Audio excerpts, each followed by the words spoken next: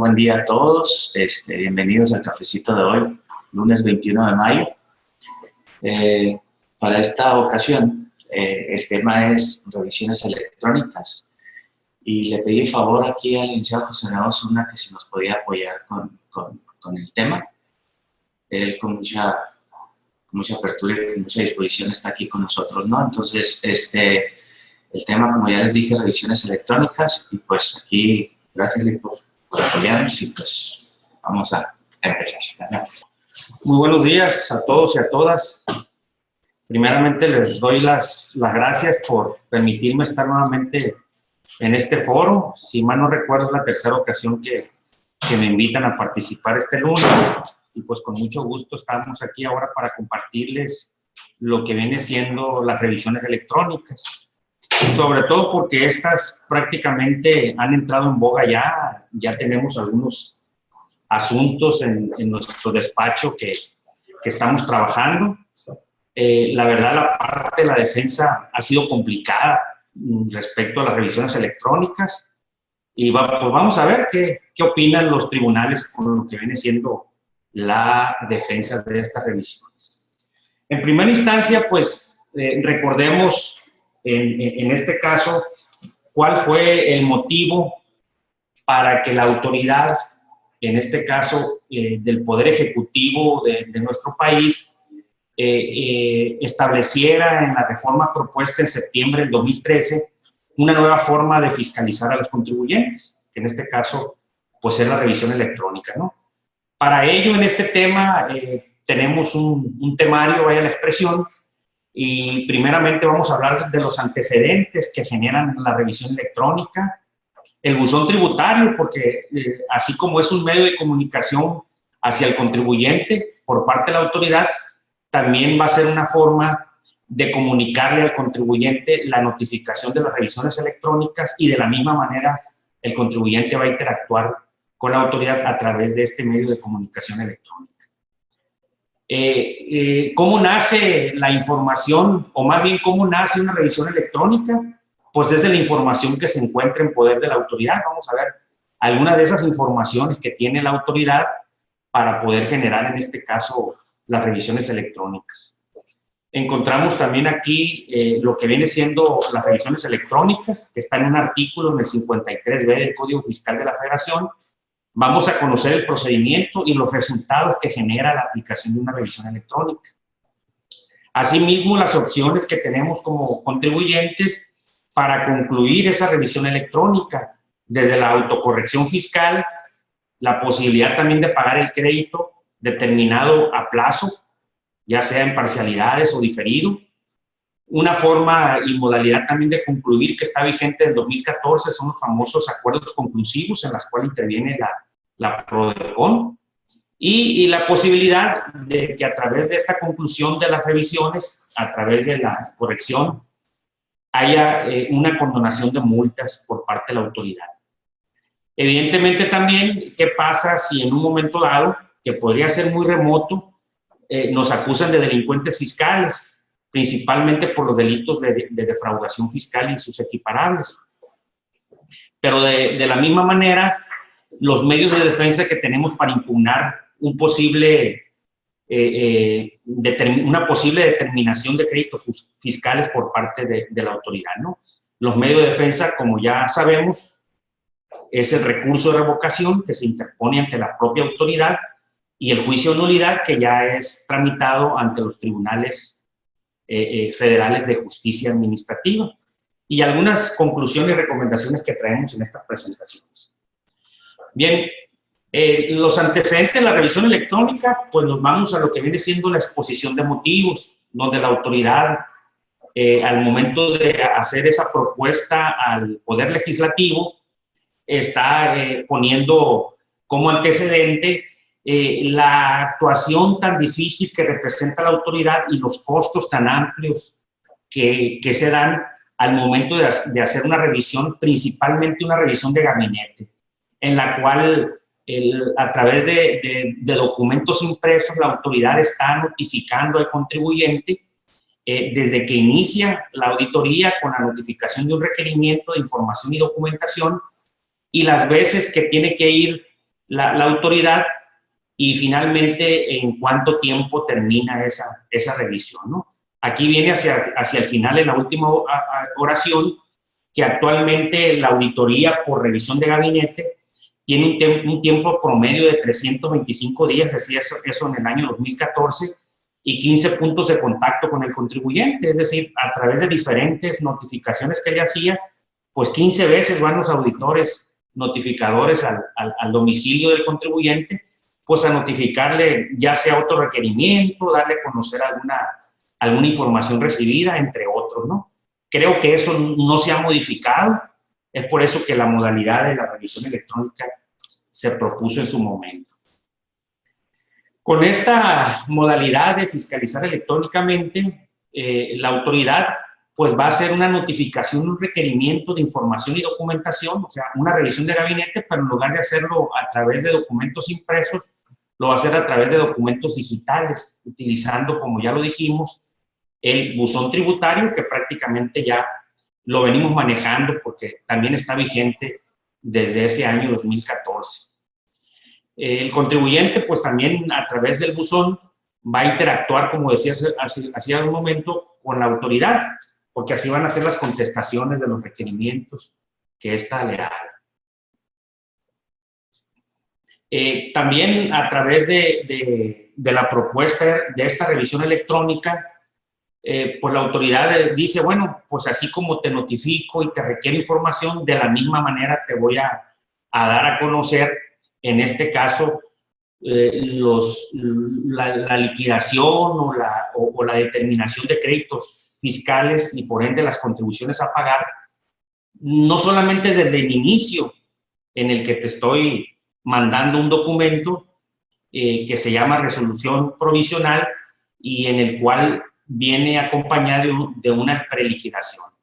Anteriormente, en la reforma del 2014, venía que se enviaba esa preliquidación y que si tú no contestabas esa preliquidación, se convertía en una resolución definitiva y por ende, pues tenías que pagar, ¿no?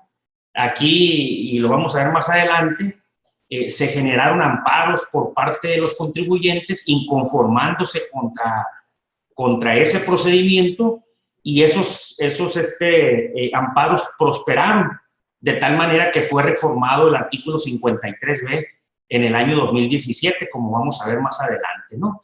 Entonces, esa parte de la preliquidación que se convierte en definitiva prácticamente quedó a la historia con la resolución de los tribunales por los amparos que presentaron los contribuyentes.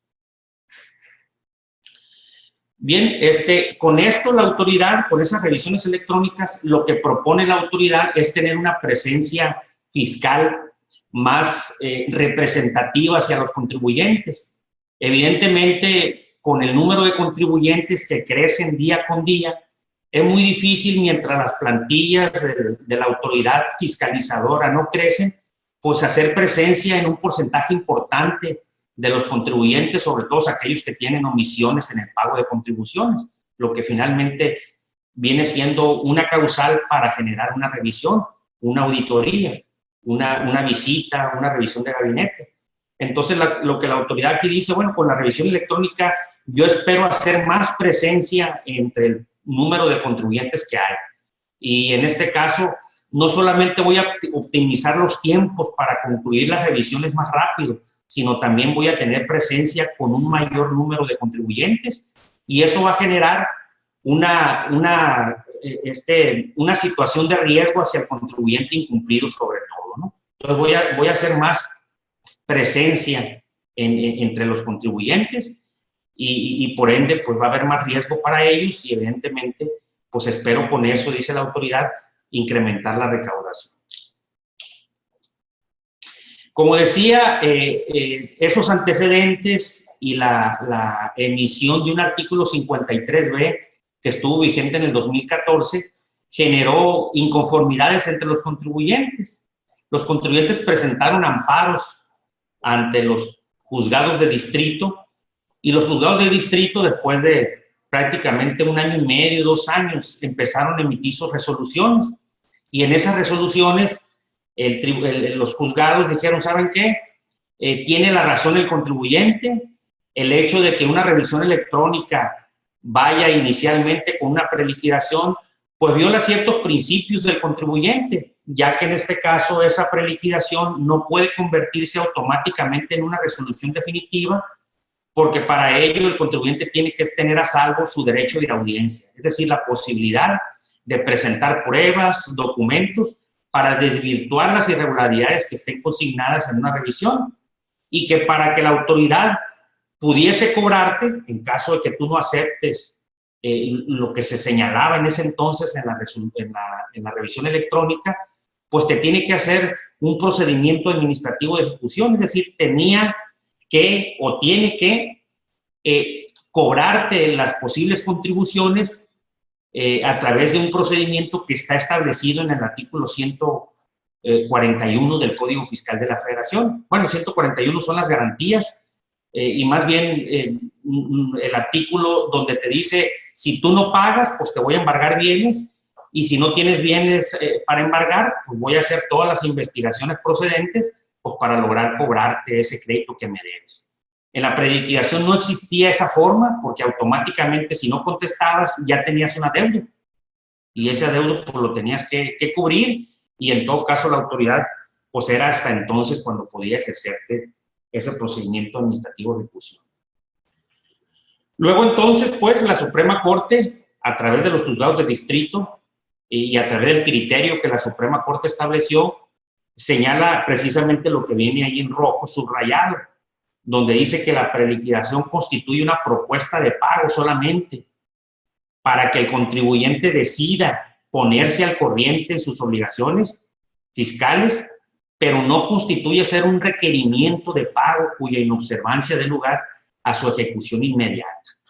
En pocas palabras, pues, dice que ese procedimiento establecido en el 53B, vigente en el 2014, pues es inconstitucional, y la autoridad, en este caso responsable de la emisión de esa propuesta, y el Poder Legislativo que la autorizó, pues tendría que modificarse. Para eso ese 53B del Código Fiscal de la Federación fue modificado, y más adelante estaremos viendo cómo quedó finalmente ese procedimiento. Y sí, efectivamente, la siguiente lámina podemos ver ahí que con la modificación de ese artículo 53B en el 2017, ahora ya hay más orden, hay un poco más de certeza jurídica en esto, y nos dice que lo primero que va a hacer la autoridad al notificarnos una revisión electrónica es la emisión de una resolución, en este caso provisional. Es decir, no es una resolución definitiva, es una resolución provisional, en la cual en su caso la autoridad va a acompañar una preliquidación, cuando en este caso las irregularidades que esté detectando la autoridad pueda traer aparejado un posible pago. Si en este caso tú pues no contestas, la autoridad va a tener un plazo para que esa resolución provisional se convierta en una resolución definitiva, procedimiento que no traía el 53B del 2014, porque no establecía que se tenía que emitir una resolución definitiva. Tampoco establecía ese artículo 53B del 2014 el plazo que tenía la autoridad para emitir esa resolución definitiva, y el plazo ya está establecido en ese 53B actual, que es un plazo de 40 días. Es decir, cuando ya se vencieron todos los plazos para que tú ofrecieras pruebas, y si esas pruebas no desvirtuaron, la autoridad va a emitir esa resolución definitiva, y para ello, una vez que se concluyan esos plazos, tiene los 40 días para emitir esa resolución. De la misma manera, el 53B anterior no establecía el plazo que la autoridad tenía para concluir la revisión o la auditoría. Es decir, estaba prácticamente sin ese requisito tan fundamental. Como sabemos, actualmente una visita domiciliaria, una revisión de gabinete, tiene un plazo de 12 meses para concluir, y una vez que concluye la auditoría, tiene 6 meses para emitir la resolución determinativa de crédito, en caso que haya diferencias detectadas durante la revisión. Aquí en el numeral 3 de esta lámina que tenemos que estamos viendo, dice precisamente que esa revisión electrónica no podrá exceder de 6 meses cuando se trate de impuestos internos. Y cuando hablo de impuestos internos, un ejemplo es el impuesto sobre la renta o el impuesto de valor agregado. Y cuando estemos hablando de revisiones electrónicas en las cuales se esté revisando contribuciones en materia de comercio exterior, ahí en este caso el plazo en lugar de 6 meses va a ser de 2 años. Entonces, esa es la modalidad que trae este artículo 53B, insisto, vigente desde el 2017. En esta parte me voy más rápido, es nada más mencionar lo del buzón. ¿Por qué ponemos el buzón? Bueno, porque, como lo dije al principio en el temario, el buzón tributario es el mecanismo electrónico de comunicación con el contribuyente. Y precisamente es este buzón tributario la forma de notificar al contribuyente también ciertos actos de autoridad. Un acto de autoridad, pues, constituye ser la revisión electrónica. De ahí, pues, que la forma en cómo te van a notificar la revisión electrónica es a través del buzón tributario. Como ya sabemos, nos llega un correo electrónico para decirnos que en el buzón tributario tenemos una notificación, la cual, pues, tenemos un plazo para bajar ese documento electrónico, y en caso de no hacerlo, pues sabemos que después de 3 días surte efecto la notificación, y a partir del día siguiente surte efectos, y posteriormente empiezan a correr los plazos para, en este caso, cumplir con lo que nos están requiriendo.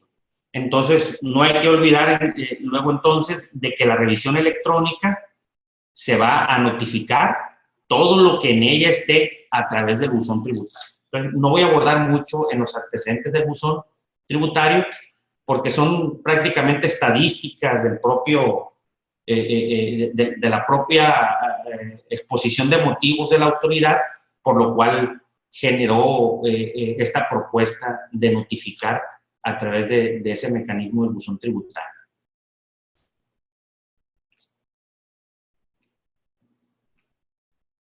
Bien, bueno, dentro de los conceptos básicos tenemos que saber qué es una auditoría. En específico, sabemos que existen diferentes tipos de auditorías, pero en la que nos vamos a abocar es en la auditoría fiscal. Y aquí, como sabemos, pues la autoridad facultada para hacer esa auditoría fiscal, pues es el Servicio de Administración Tributaria, tratándose de impuestos federales, contribuciones y aprovechamientos en materia federal, ¿no? También sabemos que los facultados para hacer una auditoría fiscal, tratándose de impuestos estatales, pero también de impuestos federales por los cuales existe convenio con la Federación, son precisamente las autoridades fiscales de los gobiernos de los estados. Como es sabido también por ustedes, a partir de este ejercicio 2018, el gobierno del estado de Sinaloa pues creó también un SAT. En este caso es un SATES, que significa Servicio de Administración Tributaria del Estado de Sinaloa. Tienen una estructura parecida, pues, al SAT federal, pero está más acotada en cuanto a las direcciones generales que tiene, ¿no? Sí tiene una dirección de auditoría que precisamente es la facultada para realizar esas revisiones en materia de impuestos estatales y materia también de impuestos federales que estén conveniados por el gobierno. Por eso encontramos con el gobierno federal, por eso encontramos que las direcciones de auditoría del gobierno estatal pues nos revisan también impuestos sobre la renta y nos revisan también impuestos de valor agregado, porque están perfectamente facultadas de acuerdo a sus convenios que tienen con la autoridad federal. Bien, un acto de fiscalización, pues su definición, como lo dice ahí el primer párrafo, es el medio que tiene la autoridad tributaria para determinar el grado de cumplimiento de las obligaciones fiscales a cargo de los contribuyentes. Es decir, el acto de fiscalización, pues, es la forma en que la autoridad verifica si tú estás cumpliendo como contribuyente con el compromiso del pago de las contribuciones. Las facultades para ejercer este acto de fiscalización por parte de las autoridades, que ya mencioné, está establecido en el artículo 42, donde viene precisamente la facultad y los medios y mecanismos que la autoridad tiene para fiscalizar, que lo vamos a ver más adelante, ¿no? Y bueno, si ya hablamos de lo que es una auditoría y lo que es un acto de fiscalización, pues un concepto, digamos, muy sencillo de lo que viene de revisión electrónica es el que estamos encontrando en esta lámina, ¿no? Dice aquí que es uno de los medios con los que cuenta la autoridad tributaria para comprobar el correcto cumplimiento de las obligaciones fiscales a cargo de los contribuyentes, a través de la cual puede requerir información y documentación utilizando, aquí es lo diferente, utilizando mecanismos electrónicos legalmente establecidos. Como dijimos ahorita, a través de los buzones tributarios es como se hace ese mecanismo de comunicación con el contribuyente por parte de la autoridad y no es la excepción lo que viene siendo la revisión electrónica.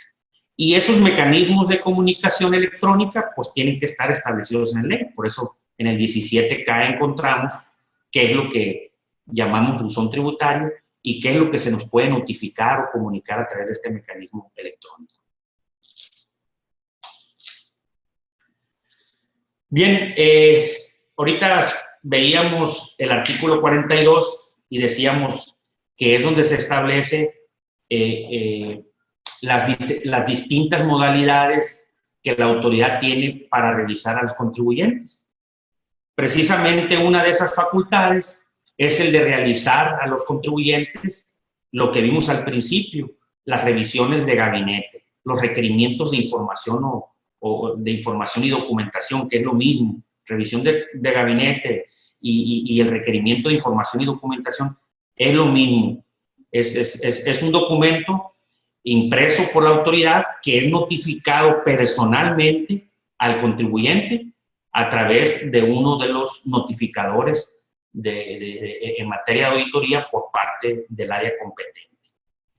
También una forma de fiscalizar al contribuyente es a través de visitas domiciliarias, un acto de visita domiciliaria. ¿Cómo funciona eso? Pues también es un documento impreso por la autoridad que a través del visitador notificador llega al domicilio físico del contribuyente que tiene manifestado ante el Registro Federal de Contribuyentes y le notifica esa visita domiciliaria. La diferencia entre uno y otro, pues podemos tener la idea. En el primero, que es la revisión de gabinete, pues el notificador deja ese documento donde le requiere el contribuyente para que en un plazo de 15 días hábiles proporcione pues la información y documentación que viene aparejada en ese documento, en ese oficio. En cambio, en la revisión de gabinete, ahí en este caso se le notifica al contribuyente, pero los visitadores están autorizados al momento de notificar esa visita de ingresar al domicilio y requerir dentro de él toda la información que el contribuyente debe de cumplir conforme a las disposiciones fiscales. Es decir, exhibir la contabilidad en todo su concepto amplio que se establece en el artículo 28 del Código Fiscal de la Federación. O sea, su contabilidad, lo que se llame contabilidad, libros, etcétera, ¿no? Declaraciones, comprobantes, etcétera, ¿no? También, evidentemente, con estos cambios, pues ya lo dijimos, hay una forma de fiscalizar nueva y es precisamente la revisión electrónica. Esa la encontramos en la fracción 9 del artículo 42 y precisamente ahí viene marcado con rojo, dice, practicar revisiones electrónicas a los contribuyentes, responsables solidarios o terceros con ellos relacionados, basándose en el análisis de la información y documentación que tenga la autoridad. Chequen muy bien esa parte que aparece en azul, pues las revisiones electrónicas están basadas en información que tiene la autoridad de nosotros los contribuyentes. Por eso fue parte de los amparos que se presentaron contra el envío de la contabilidad, porque considerábamos que había, en este caso, una violación a nuestros derechos porque la autoridad solamente, el contribuyente, perdón, está obligado a exhibir la contabilidad cuando se le es notificado un documento.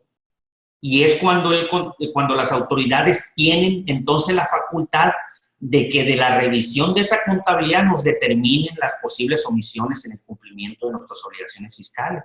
Situación que no acontece aquí, porque la autoridad, sin necesidad de requerirnos la información, en este caso contable, nosotros prácticamente se la estamos dando cada mes y la autoridad la va a utilizar para revisarnos a través de la revisión electrónica. Entonces ahí considerábamos que había una violación a nuestros derechos y por eso se promovió el amparo.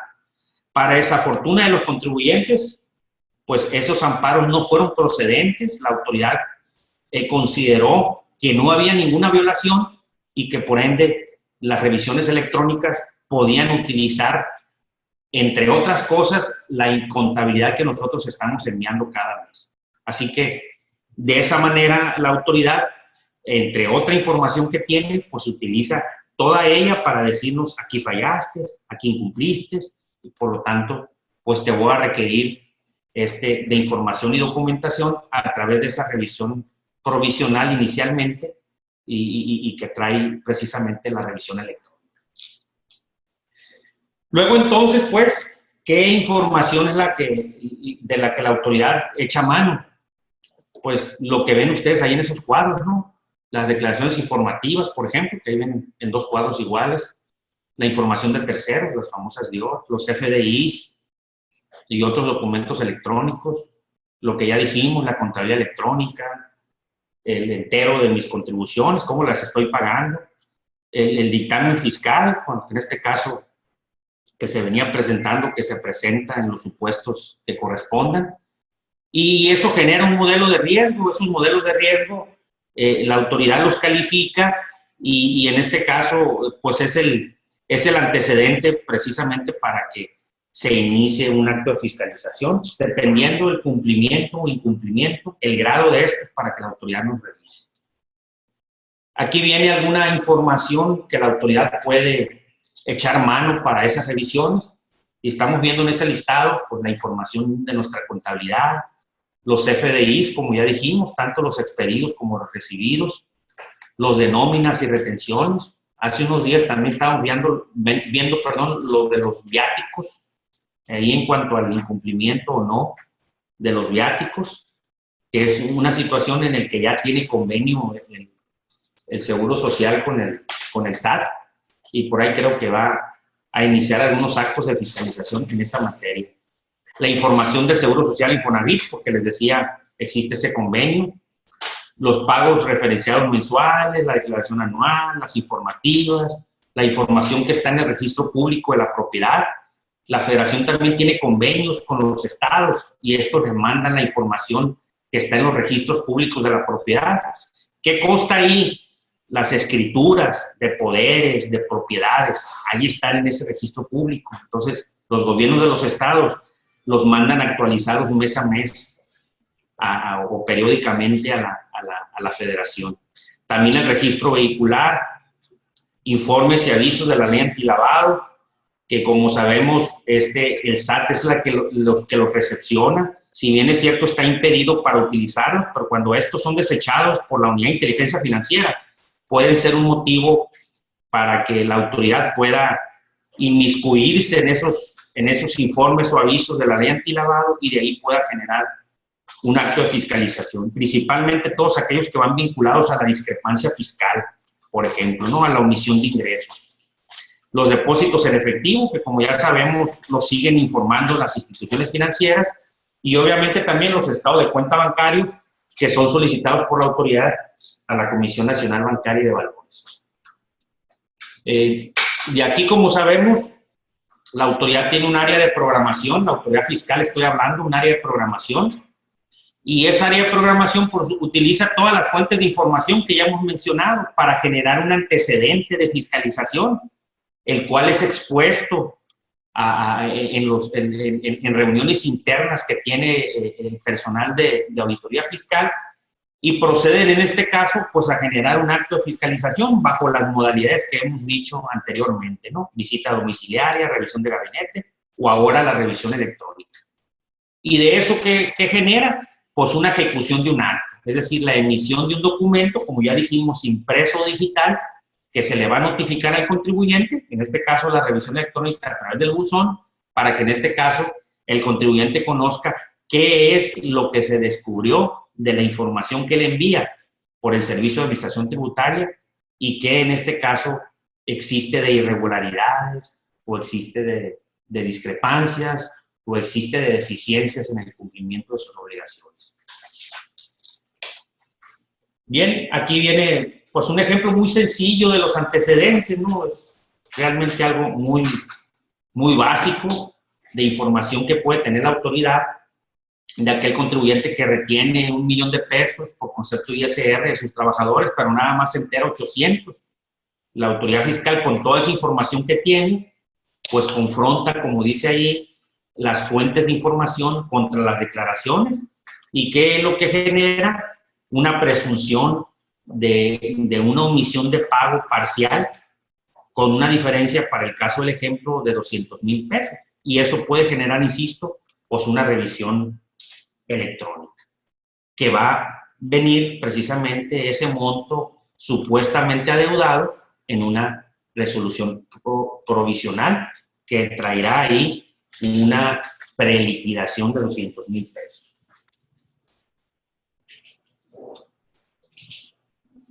Esto ya lo comentamos, que la contabilidad es uno de los insumos más que tiene la autoridad para poder tener, en este caso, un antecedente mucho más completo y saber si estamos cumpliendo o no. Viene ahí un pequeño ejemplo que no voy a abordar mucho, para entrar precisamente, me voy a saltar estas láminas, para entrar precisamente en el procedimiento. Miren, o escuchen, este procedimiento es un procedimiento de fiscalización sui generis. ¿Por qué sui generis?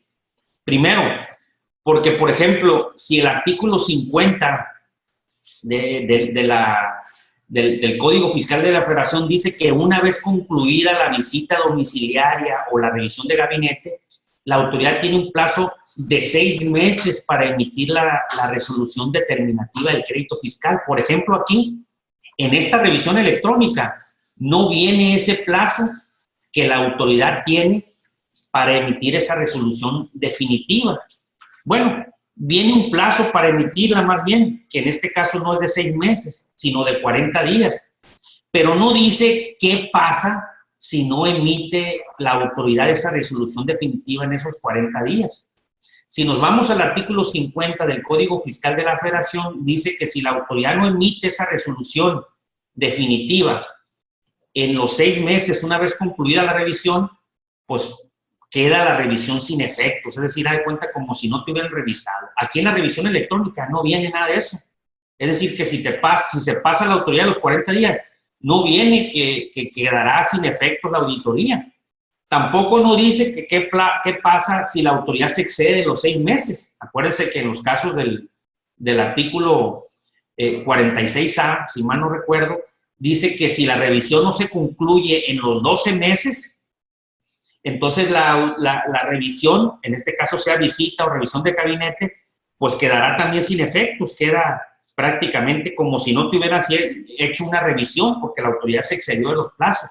Bueno, pues en esta revisión electrónica dice que va a concluir en los 6 meses, pero no dice qué pasa si no concluye en los 6 meses.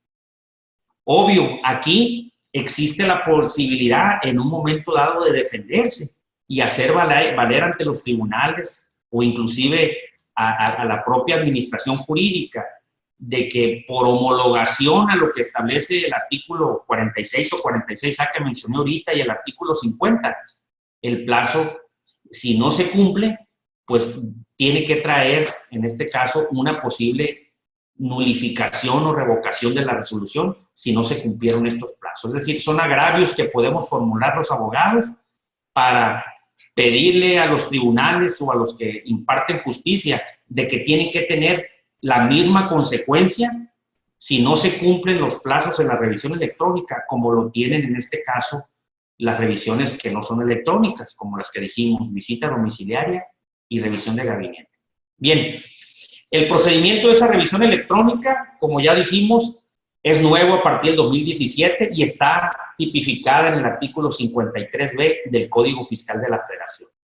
Bien, lo primero, La revisión electrónica, dice ahí el primer cuadro del lado izquierdo superior, dice, la revisión electrónica será en base a la información y documentación que esté en poder de la autoridad. Ya vimos todos los insumos, toda la información que tiene la autoridad, y esa es la que va a ser mano. De ahí va a generarse la revisión electrónica.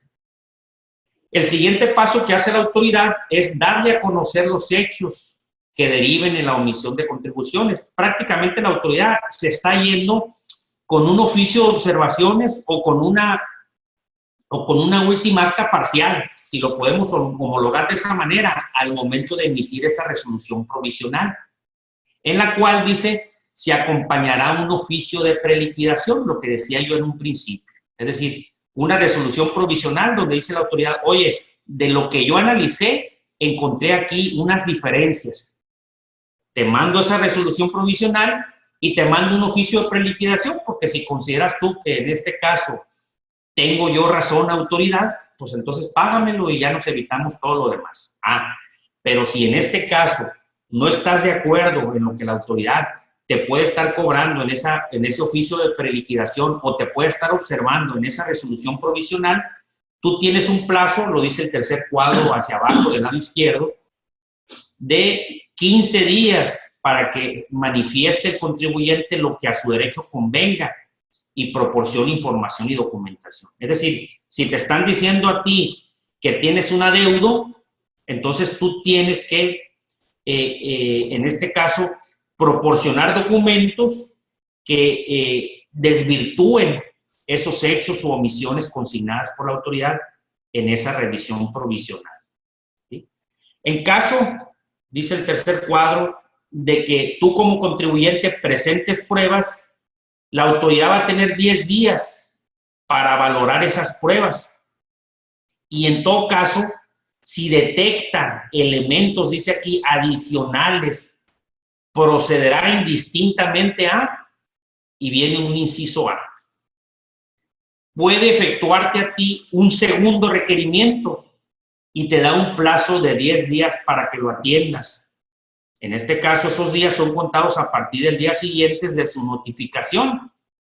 Es decir, con la documentación que tú proporcionaste, quizá la autoridad no se sintió satisfecha con lo que tú proporcionaste y entonces te está haciendo un segundo requerimiento para que le aclares ciertas cosas que probablemente considera la autoridad no aclaraste al ofrecer por primera vez esas pruebas. O bien, como lo dice el inciso B, la autoridad podrá solicitar información o documentos a un tercero, es decir, podrá compulsar a un tercero, ya sea cliente o proveedor tuyo, dependiendo qué era, una situación, dice aquí, situación que la autoridad deberá notificar al contribuyente revisado dentro de los 10 días siguientes. Es decir, si compulsa a un tercero, el tercero va a tener 10 días, como dice aquí este cuadrito, para atender la compulsa. Pero en este caso, una vez que la autoridad haga la compulsa al tercero, a tu cliente, a tu proveedor, la autoridad te tiene que informar a ti de que hizo esa compulsa. Y una vez que ese cliente o proveedor, o sea, ese tercero conteste, te va a dar un plazo de 10 días a ti, contribuyente revisado electrónicamente, para que alegues lo que a tu derecho convenga. Aquí precisamente viene en este cuadro que estoy señalando, ¿no? Entonces estamos hablando de dos cosas. En los 15 días, tú manifestaste lo que a tu derecho conviene en base a lo que la autoridad te está observando como irregularidades. Vas a presentar pruebas y la autoridad dentro de los 10 días va a decir, ¿sabes qué? Sí tienes la razón y ya no hay revisión, digamos, ¿no? O bien podrá hacerte un segundo requerimiento o podrá compulsar a un tercero. La acción que haga con el tercero siempre te la va a comunicar a ti, para que tú en este caso, por el resultado de esa compulsa, como dice aquí, tienes 10 días para que tú entonces puedas alegar lo que a tu derecho convenga. Aquí, antes de avanzar, vamos a recalcar esta parte. Dice, en caso de aceptar los hechos y irregularidades, podrá optar por corregir su situación fiscal dentro del plazo de 15 días pagando las contribuciones omitidas o accesorias. Vamos a suponer que te notificaron este oficio de preliquidación y esa resolución provisional. Tuviste 15 días, dijiste, acepto, es cierto esas irregularidades que la autoridad me está observando, entonces te vas a este cuadrito y en este caso vas a corregir tu situación fiscal y lo tienes que hacer dentro de estos 15 días. Es decir, no presentaste pruebas, pues termina aquí con el pago que tú vas a hacer, ¿sí? El primer paso que mencioné es cuando tú presentas pruebas, ¿no? Bien, una vez que ya se vence este plazo de 10 días que la autoridad te dio en base a lo que proporcionó ese tercero, ¿sí? Ese tercero compulsado, cliente o proveedor tuyo, la autoridad ahí empieza a contar los 40 días. ¿Para qué? Para emitir, como dice aquí, y notificar la resolución definitiva. Chequen muy bien cómo una resolución provisional, que fue la primera que te notificaron, una vez agotado todo tu derecho de audiencia, de proporcionar pruebas y elementos para desvirtuar esas irregularidades que venían en la resolución provisional, se convierte ya en una resolución definitiva. Y en este caso la autoridad la emite, como dice aquí, 40 días una vez que se cumplieron todos los plazos que vienen aquí en este cuadro, ¿no? Que son 4 supuestos. ¿Sí? Por todo este procedimiento, todo este que viene aquí, todo este cuadro, la autoridad no debe excederse, como ya dijimos en un inicio, de 6 meses tratándose de impuestos internos y de 2 años cuando se trate de una revisión electrónica por impuestos de comercio exterior. Estos plazos de los 6 meses, ¿sí?, se pueden ver acotados en los supuestos de suspensión de plazos que aparece en el artículo 46A. Por ejemplo, uno de esos es en los casos de que el contribuyente fallezca, por ejemplo, en los casos en que el contribuyente, por ejemplo, tenga una huelga en su establecimiento, entre otros, ¿no? Son como 4 supuestos. Entonces, aquí está lo que precisamente se había omitido. En estas 2 cuadros es lo que se omitió cuando este artículo 53B empezó bueno, no a funcionar, sino que apareció en el Código Fiscal en el 2014. Estos 2 es lo que se cambia. No sé esta parte que creo yo la más importante, si tendrán aquí en este momento alguna pregunta conforme al procedimiento del 53B, antes de avanzar, ¿sí? Porque esta es la esencia de esta exposición, de esta plática que estoy dando, esta es la esencia, porque es el desglose de ese artículo 53B. Los escucho si hay alguna pregunta. Recuerden que tenemos el chat también, que pueden preguntar por el chat, ¿no?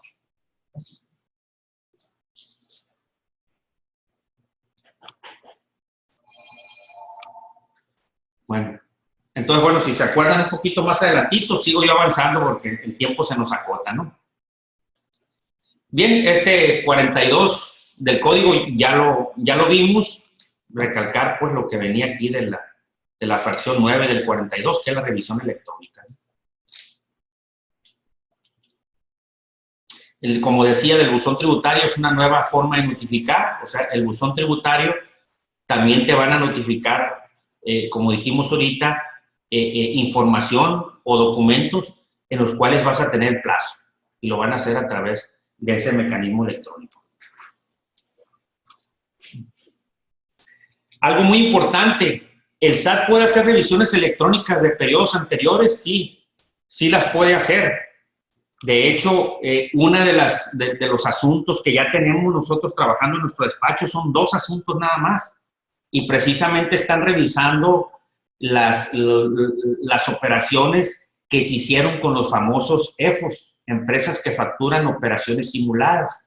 Los EFOS, que obviamente son los que ya están en el listado del 69B que aparece en la página de internet del Servicio de Administración Tributaria, ¿sí? A los EDOS, o sea, a los que hicieron operaciones con esos EFOS, en el caso que tenemos nosotros actualmente, se les hizo una revisión electrónica y se les está diciendo en esa resolución provisional, oye, hace tiempo que esos EFOS salieron en el listado que aparece en nuestra página de internet y como tú sabes, el 69 dice que esas operaciones la autoridad las desconoce y que por lo tanto el que haya hecho operaciones tiene que presentar sus declaraciones complementarias a efecto de eliminar esa deducción que consideramos que fue simulada y por ende también el impuesto al valor agregado que pudiste haber acreditado derivado de esa operación con ese EFOS.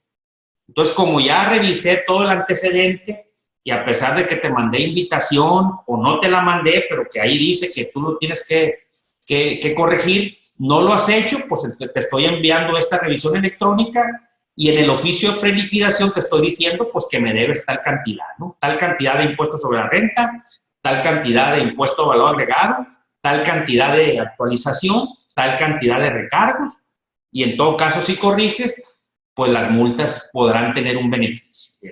Entonces, ¿vale? Y hasta ayer. Sí, exactamente.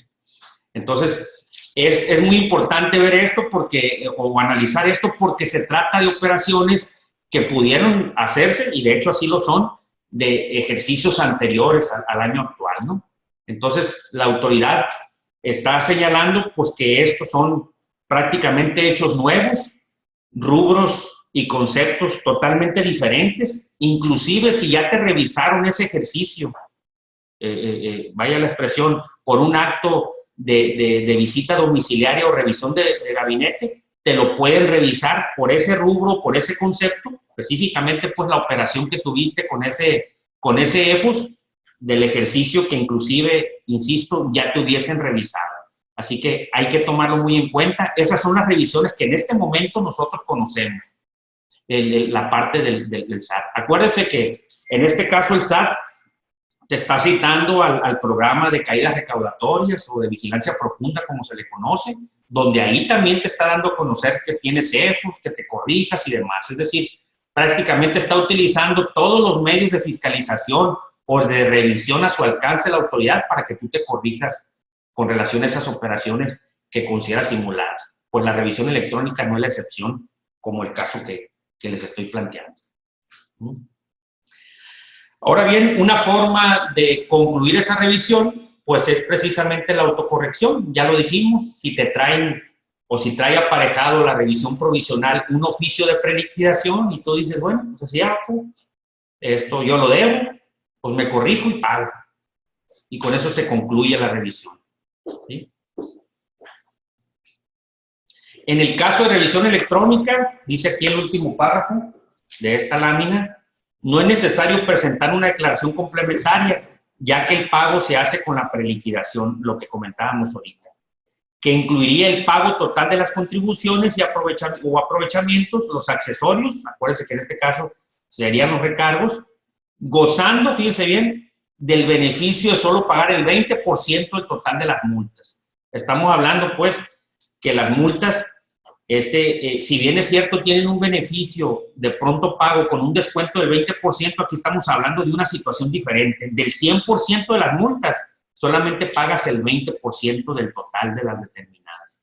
Entonces, es como una forma de ofrecértelo, digamos, de esa forma atractiva de la autoridad para que tú digas, bueno, pues ya no quiero problemas, lo pago y pues las multas me van a beneficiar porque me voy a condonar automáticamente en el pago el 80% de ese monto, ¿no? Ya te viene la línea de captura, ¿no? Para pago. Sí, ya viene prácticamente todo para que tú, pues, no batalles y directamente vayas y pagues, ¿no? Con la línea de captura, como se menciona, ¿no?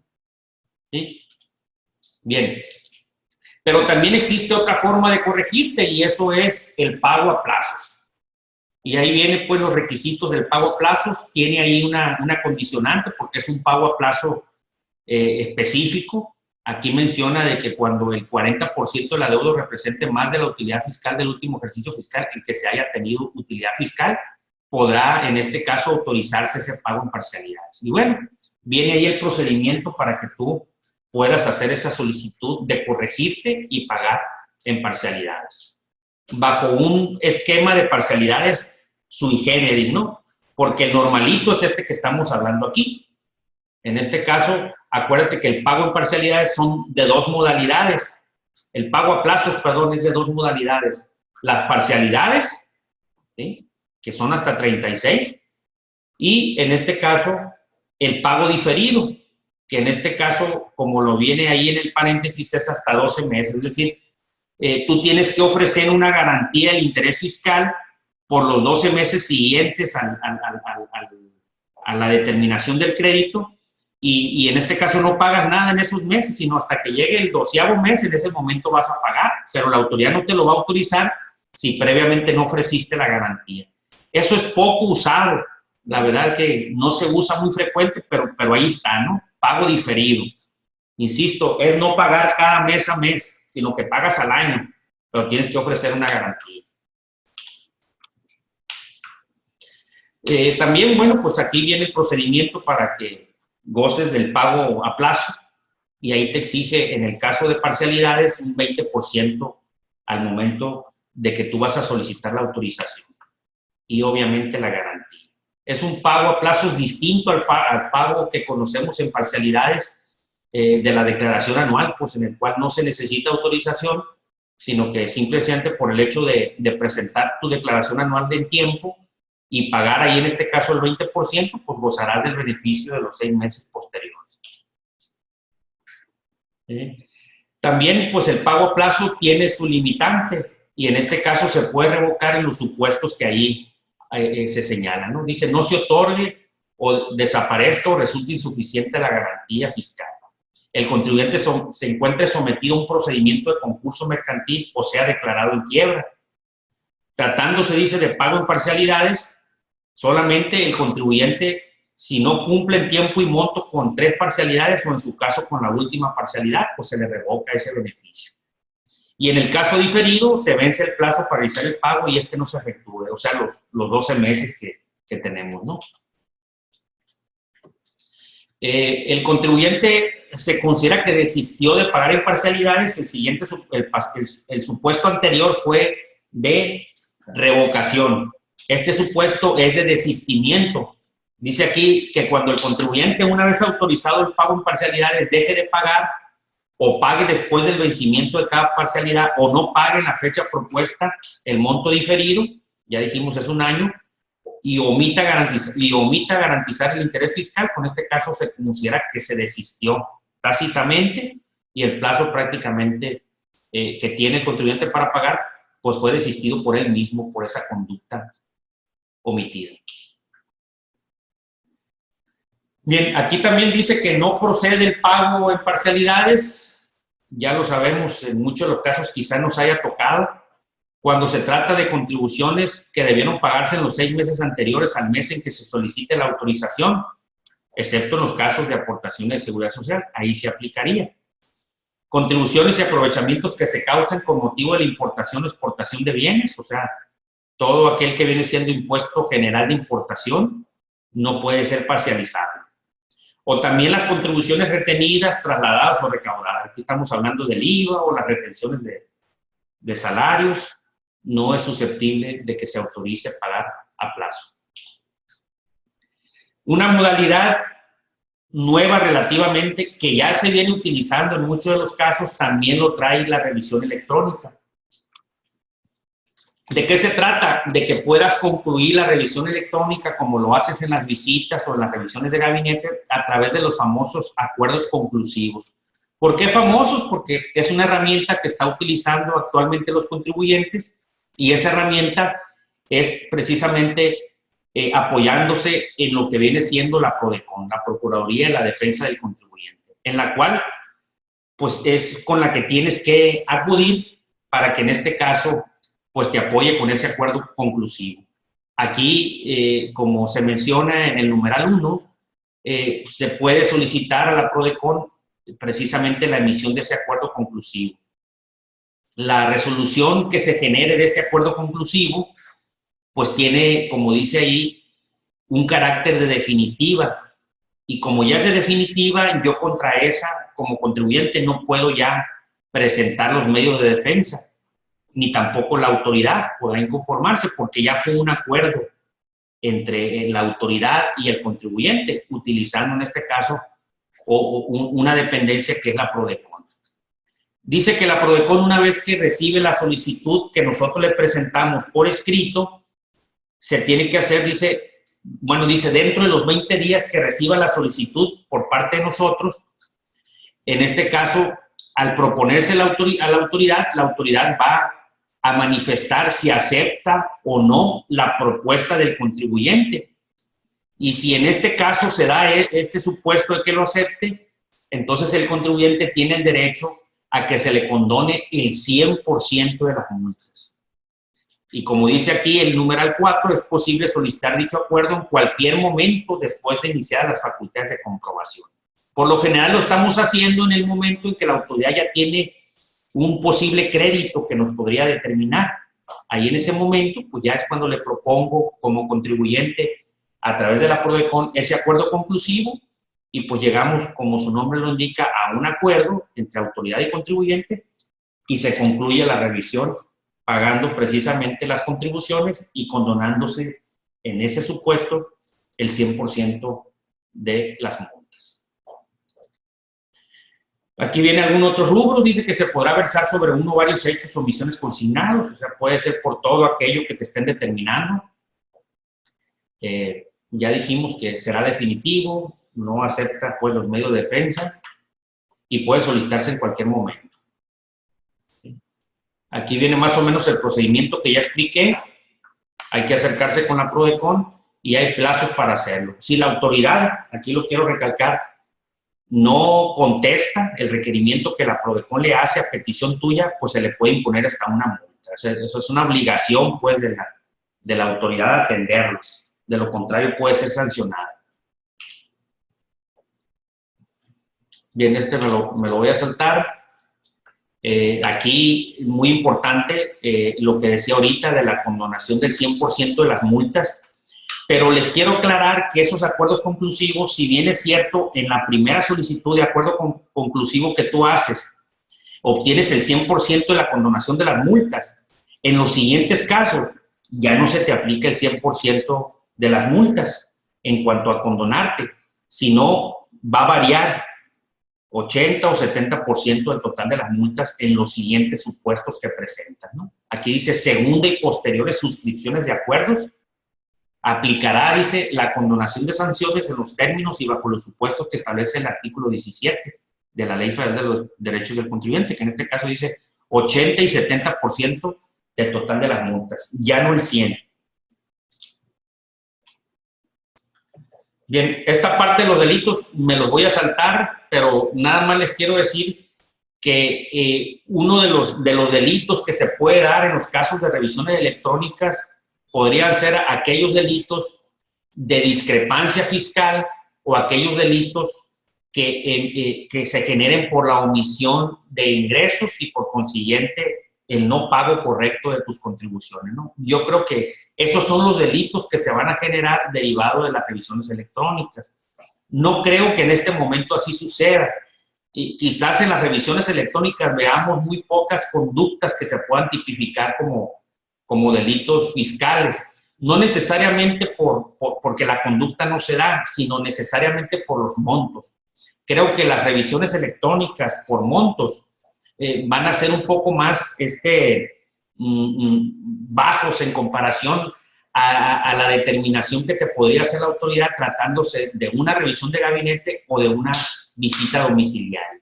Creo que esto va a quedar nada más en la parte administrativa, pero sí quiero recalcarles que también en las revisiones electrónicas se puede detectar la comisión de un delito. Principalmente esos que comentaba, que viene siendo algún delito de defraudación fiscal o los asimilados a defraudación fiscal. Los demás los veo poco probables, pero bueno, se pueden también dar, ¿no? Mas no creo, insisto, que la revisión electrónica sea un mecanismo para poder, en este caso, configurar posibles delitos. Lo vamos a ver un poco más adelante, yo creo, en los siguientes ejercicios o siguientes años, cuando la autoridad ya empiece a perfeccionar un poquito sus actos y vamos a ver si estos van a tener una delimitación en cuanto a los montos, es decir, qué es lo que va a revisar a través de una revisión electrónica en cuanto a montos, ¿sí? Porque tienen una clasificación internamente hablando cuando se trata de una visita domiciliaria, cuando se trata de una revisión de gabinete, ahí la autoridad es muy específica en los montos, ¿no? No en todos los casos va a revisar de esa forma. Bueno, aquí viene una pregunta, dice, en el caso de contribuyentes dictaminados en visitas domiciliarias o revisión de gabinete, es sabido que antes de iniciar facultades, el contribuyente se debe agotar el procedimiento secuencial que establece el artículo 52A en el caso de revisiones electrónicas. No se aplica este procedimiento. ¿Hay algún medio de defensa que puedan aplicar los contribuyentes? A ver, secuencial que establece, bueno, es de la secuencial. En caso de revisiones electrónicas no se aplica este procedimiento. ¿Hay algún medio de defensa que puedan aplicar los contribuyentes? No entiendo muy bien la pregunta. Es que en una revisión, la autoridad está obligada a primero hacer la revisión secuencial. En el caso de revisiones electrónicas, te llega la revisión sin ir a la revisión secuencial, pues. Entonces, en la revisión electrónica, que no hubo revisión secuencial, podemos ejercer algún medio de defensa contra la revisión electrónica porque no agotaste la revisión secuencial. Sí, sí, por supuesto, por supuesto. Sí puede serse así, ¿no? Se tiene que agotar ese procedimiento de la revisión de los papeles de trabajo, ¿sí? Hacia los contadores públicos registrados. Y acuérdense que cuando a juicio la autoridad, los contadores públicos registrados no desvirtúan lo consignado por la autoridad en esas revisiones de papeles de trabajo, pues el procedimiento es que se realice una revisión secuencial. Y la revisión secuencial, precisamente, normalmente lo vemos, es una revisión electrónica, una revisión de gabinete o una revisión vía visita domiciliaria.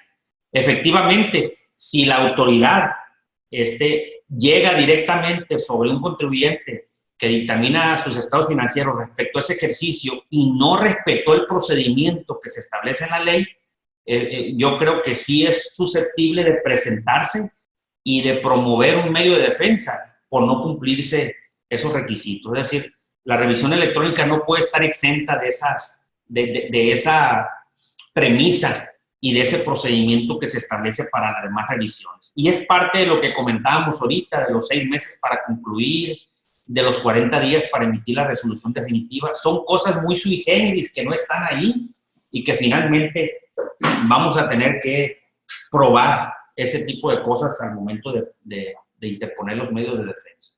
Así es, tiene que agotarse. En pocas palabras, esa sería la respuesta. Bien. Y aquí estamos viendo los medios de defensa. ¿Cuáles son los medios de defensa que tengo? La interposición del recurso de revocación. Aquí en este caso será con esa resolución definitiva que se emitió en la revisión electrónica. ¿Y por qué? Porque en esta me están determinando contribuciones, accesorios o aprovechamientos, o cualquier resolución, dice, de carácter definitivo que cause agravio al particular. Eso es lo que dice el artículo 116 del Código Fiscal de la Federación. Y bueno, ¿qué plazo tengo? 30 días. Este plazo originalmente se había cambiado a 15 días y era muy poquito. Ya lo volvieron a ampliar a 30. Qué bueno. Y antes era 45. Sí, y antes era 45 exactamente. Presentarse a través del buzón tributario. Acuérdense que aquí ahora el recurso de revocación ya no se hace por escrito y se presenta en la jurídica, ¿no? Ahora es por buzón también.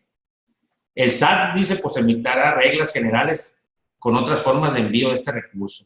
La interposición del recurso es optativa antes de acudir a juicio del Tribunal Federal. En este caso dice Tribunal Federal de Justicia Fiscal y Administrativa, pero ahora ya este tribunal se llama Tribunal Federal de Justicia Administrativa, es decir, la F o fiscal ya la quitaron, ¿sí? Y el otro es presentar el medio de defensa a través de un juicio contencioso administrativo. Es optativo. Como tú te vas a ir a presentar el recurso de revocación, te va a resolver la jurídica, y la jurídica pues es la hermana de auditoría, la que te hizo la revisión electrónica, y por lo general, ¿qué te dice? Pues que no tienes la razón y que quien tiene la razón es la auditoría. Y pues muchas veces en el caso de nosotros los abogados decimos, bueno, ¿para qué perdemos el tiempo en un recurso? Mejor nos vamos directamente a un juicio contencioso administrativo. Entonces es optativo. Si opto por irme al juicio directamente, entonces también procede contra esas resoluciones definitivas emitidas en este caso a través de la revisión electrónica. Y en muchos de los casos, Esas revisiones, dependiendo del monto, son sumarios, y cuando hablo de sumarios es que los plazos se reducen, y en este caso la autoridad, que son los jueces o los magistrados del Tribunal Contencioso Administrativo, pues nos resuelven en un plazo mucho más rápido que si se van por la vía ordinaria. Pero eso se califica conforme a la ley en base a los montos del crédito que yo tenga, ¿no? Bien, aquí vienen algunas tesis con relación a revisiones electrónicas. No las voy a comentar, nada más se las voy a dejar ahí para que ustedes las lean. Tiene que ver con todos estos cambios que estoy comentando y algunas recomendaciones que en este caso se pueden tomar en cuenta en estas tesis que vienen ahí, ¿no? Aquí, por ejemplo, les comparto una publicación del periódico. Esa estamos hablando ya no es de entonces, es del 2016, en el que se iban a iniciar revisiones electrónicas. Pues no se hicieron, la verdad. El año pasado tampoco. Y ahora pues ya han empezado a llegar algunas. Todavía falta, yo creo que a lo mejor a partir del segundo semestre se pueden venir en un poquito más de revisiones. Hay que estar muy preparados para eso, ¿no? Aquí era lo que les decía del 2016, de que iban a comenzar esas revisiones electrónicas. Era de septiembre a diciembre del 2016, pero finalmente no se dieron, ¿no?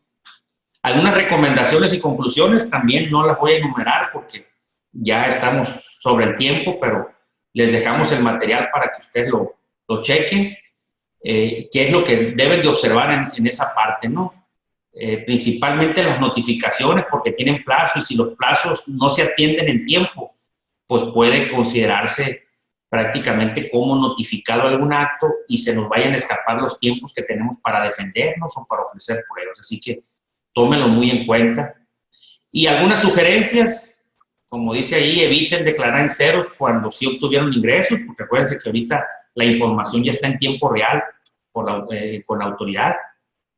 Monitorear los FDIs, las conciliaciones de los FDIs, la contabilidad, revisarla y depurarla, dice ahí. El soporte documental de las operaciones que comprueban fiscal o no fiscalmente mis operaciones. Hay que tenerlas en cuenta, ¿no? Bien, no sé si ahí concluyó ya la presentación, mi exposición. No sé si haya alguna pregunta al respecto. Yo sí quisiera nada más comentar cómo algo que he dicho yo mucho y que he comentado siempre que platico en algún curso, en alguna plática, relativo a que el hoy es muy diferente a lo que teníamos en el pasado. Y entonces nosotros tenemos que estar preparados con esta nueva realidad que tenemos, porque de verdad, yo siempre lo he dicho, en el antes, en el ayer, cuando yo hacía una factura, pues iba a un bloque de facturas que ya estaban impresas, y sobre esas bloques de facturas impresas la escribíamos ahí y hacíamos la factura. ¿Y cuándo se daba cuenta la autoridad? Pues se daba cuenta hasta que presentaba por allá al año siguiente la declaración de clientes y proveedores. Hoy ya no es así, pues. Hoy, por aquí estoy haciendo la factura, inclusive antes de que yo se la entregue a mi cliente, el SAT ya sabe de ella, ¿no? Entonces, verdaderamente que tenemos que estar preparados para esta nueva realidad en la fiscalización en México, ¿no? Entonces, las revisiones electrónicas pues vienen siendo parte de esa nueva realidad, ¿no? Entonces, sí debemos de estar muy preparados. Y algo que me llama mucho la atención es eso que dice Noé, no declarar en ceros. O sea, lo peor que podemos hacer es declarar en ceros cuando sí tuvimos ingresos, ¿no? Entonces, sí hay que leer muy bien el material, por favorcito, para que nos quede más claro todo, ¿no? ¿Sí? Cualquier situación también, ahí aparece mi correo electrónico de aquí de BHR, en cuestión de esto o de alguna situación en particular, ¿no? Por si hay dudas o algo, pues con mucho gusto. Seguimos aquí. Fernando. José Noé, buenos días. Buenos días. Un comentario, una pregunta. Pues ahorita comentabas el tema, a lo mejor ya en materia de lo que es el recurso de revocación. Ajá. Y pues bueno, de alguna manera decías que pues, muchas veces o en muchos casos será ineficiente a lo mejor recurrir o ir en este caso a este recurso de revocación. Sin embargo, por ahí a veces, dada la situación de del propio contribuyente o de cómo se haya atendido la auditoría o la visita, pues puede ser que sí convenga ir al recurso, ¿no? Por ahí hemos comentado, ¿no? A veces el tema del factor de ganar tiempo a la posible juicio que pudieras programar por ahí, o bien también es otro tema importante que a veces por ahí hay unos criterios donde dicen que ya no, que sería importante ir al juicio para efectos de aportar las pruebas que en un momento no hayas podido aportar en el desarrollo de la visita. Toda vez que no recuerdo si lo dice algún artículo o criterio donde ya dicen que ya en el juicio lo que ya no pudiste aportar en la visita o en el recurso de revocación, pues ya no lo podrás hacer, ¿no? Y ahí pues sí, si se decide el recurso, pues bueno, claro, por supuesto, ya ir acompañado con el abogado para ir preparando, ahora sí, en ese medio, no obstante que se va a ir al juicio al final del día, ¿no? Por lo que comentabas, de que lo más probable es que la jurídica, pues, confirme la resolución, ¿verdad? Es totalmente cierto, Fernando, lo que tú mencionas. Como vimos en el procedimiento de la revisión electrónica, me dan un plazo de 15 días para proporcionar pruebas. Puede ser por una u otra circunstancia que yo no proporcione esas pruebas, y aunque me diga ahí que si no las proporciono, la resolución provisional se convierte en definitiva. Efectivamente, como estrategia de defensa, como no ofrecí yo pruebas en el proceso de fiscalización electrónica, puedo irme a un recurso de revocación y ofrecer ahí las pruebas. La autoridad en este caso está obligada a valorarlas, y en todo caso, en base a esa valoración, pues determine si se me confirma la resolución o no, para que entonces yo ya me pueda defender, pero a través del Tribunal Contencioso Administrativo, el Tribunal Federal de Justicia Fiscal y Administrativa.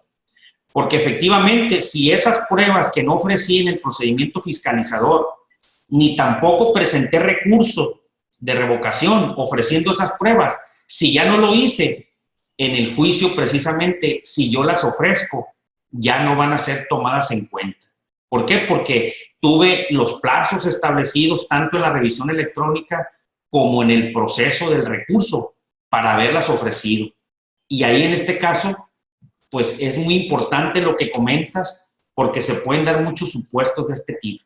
El no ofrecer pruebas, tengo la oportunidad de poderlas ofrecer en un recurso, y aunque me den para atrás, que me den palo, como decimos los abogados, puedo yo en este caso aportar esas pruebas, y ya en el juicio pues estaré alegando otras cosas, ¿no? Pero ya no me estarán desvirtuando en el juicio por el hecho de no haberlas ofrecido, porque como ya lo dijimos, las ofrecí en el recurso de revocación como última instancia. Es correcto. Algo también que se me pasó comentarles es que el reglamento trae, en el caso de la revisión electrónica, la posibilidad que tú puedas ofrecer una prueba pericial, situación que no está establecido ni en visita ni en revisión de gabinete. La prueba pericial que tú ofreces, te da la posibilidad de otros 15 días más para poder proporcionar toda la información. Es decir, si en los 15 días que te da la autoridad tú ofreces una prueba pericial, aunque después te desista de ella, ganas plazo para presentar por la información que tenías en 15 días, la puedes duplicar, no recuerdo si son 10 días más o 15 días más adicionales, pero puedes tener esa posibilidad también. Entonces, es una buena táctica para ir agarrando un poco más de plazos para contestar en caso de que no lo podamos hacer en el plazo original de 15 días. Sí, los tiempos, ¿no? Muy cortos. Sí, exactamente. Así es. Gracias. De nada, Fernando, tus órdenes. No sé si hay alguna otra pregunta. Entonces, pues agradecerte, Noé, la participación. De verdad que excelente aportación. Y pues decirles a todos una bonita semana. Y pues muchas gracias. Nos vemos el próximo lunes, si Dios quiere, aquí en este mismo medio. Saludos a todos. Buen día.